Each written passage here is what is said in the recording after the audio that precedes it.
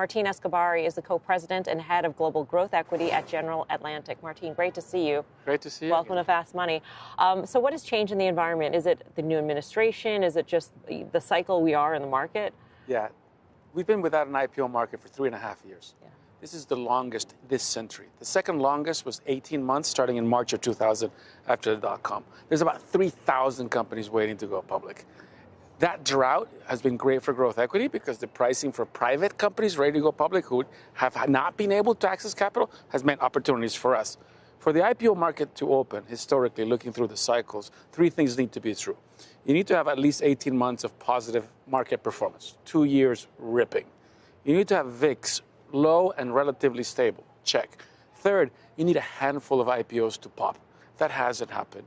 Our bet is it will happen, and the IPO market will be back roaring in 2025.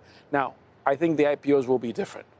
In my 25-year track record as an investor, experience as an investor, there's only been 2 periods where small companies can do successful IPOs, 2000 and 2021. So 2041, we'll see it again.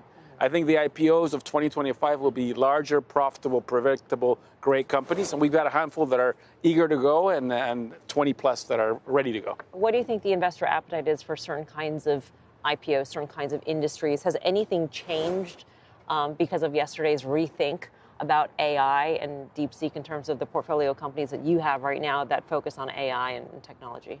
I'm excited about the news of yesterday. I mean, it's a talk of town. So you guys are tired of talking about AI. No, not at all. Price of intelligence came down. That's good for the world. I mean, what we're seeing is all our portfolio companies are using AI to cut costs, to drive productivity, and ROI is already there.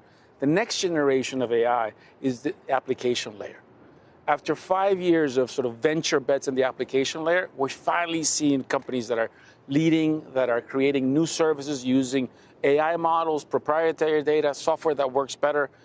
We just did 3 major investments in AI.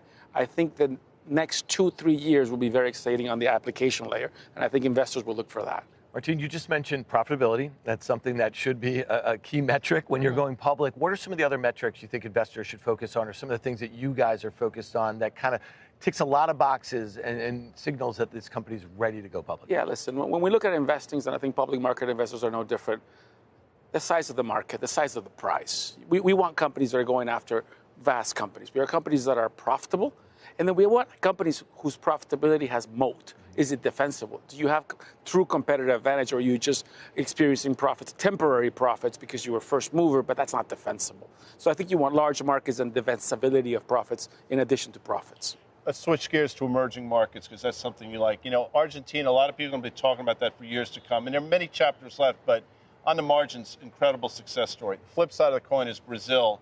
You saw me looking at it. We're at a 10-year low in the EWZ, flirting with a 20-year low. Is there a potential turnaround in that part of South America? We have been investors in the emerging markets for 22 years. And for 22 years, we've made more ROI, more IRR in the emerging markets than developed markets. Wow. It is tricky. It is harder. If you go back 75 years, today we are at the highest discount for emerging markets that we've ever seen, 75%. We haven't seen it since World War II. You can buy the entire country of Brazil for 7 times earnings. It's pretty exciting times. It is risky, but I think at 7 times earnings, you get your money back in dividends in 4 or 5 years. I think you're doing okay.